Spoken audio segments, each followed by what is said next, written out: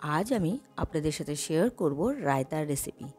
রায়তা অনেকভাবেই বানানো যায়, আমি আপনাদেরকে সহজভাবে বানিয়ে দেখাবো। গরমকালে রায়তা খেতে ভীষণই ভালো লাগে, শরীরও ঠান্ডা থাকে।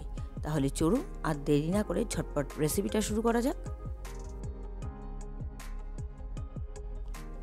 ভিডিওটি সম্পূর্ণ দেখুন ও চ্যানেলটি সাবস্ক্রাইব করে বেল আইকনটি প্রেস করুন, যাতে প্রতিটি ভিডিওর নোটিফিকেশন সবার প্রথমে আপনার কাছে যায়।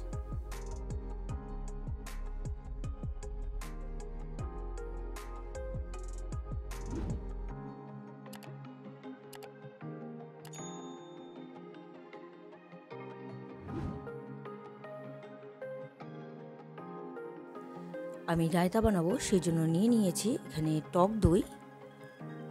আমি এখানে আমুলের টক দই নিয়েছি। এর মধ্যে দিয়ে দিচ্ছি কুচি করে রাখা শসা।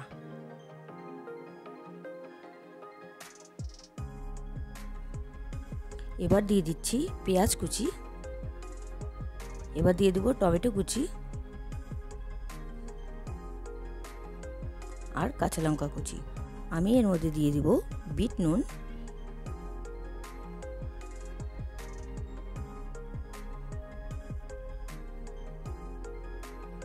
এবার দিয়ে দিচ্ছি নুন,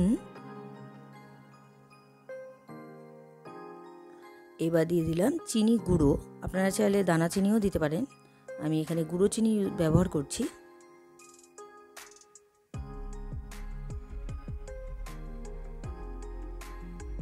এবার দিয়ে দিচ্ছি রোস্ট করা জিরে গুঁড়ো। আমি শুকনো খোলায় রোস্ট করে নিয়েছি জিরেটাকে, তারপর গুঁড়ো করে নিয়েছি। এবার ভালো করে মিক্স করে নিলেই তৈরি হয়ে যাবে রায়তা। ভালো করে মিক্সড করে দিলাম, তৈরি হয়ে গেল রায়তা। খুব কম সময়ে সহজভাবে আমি তৈরি করে আপনাদেরকে দেখালাম। গরমকালে রায়তা খেতে খুবই ভালো লাগে, শরীরও ঠান্ডা থাকে।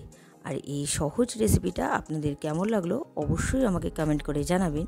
রেসিপিটা যদি আপনাদের ভালো লেগে থাকে তাহলে ট্রাই করার অনুরোধ রইল।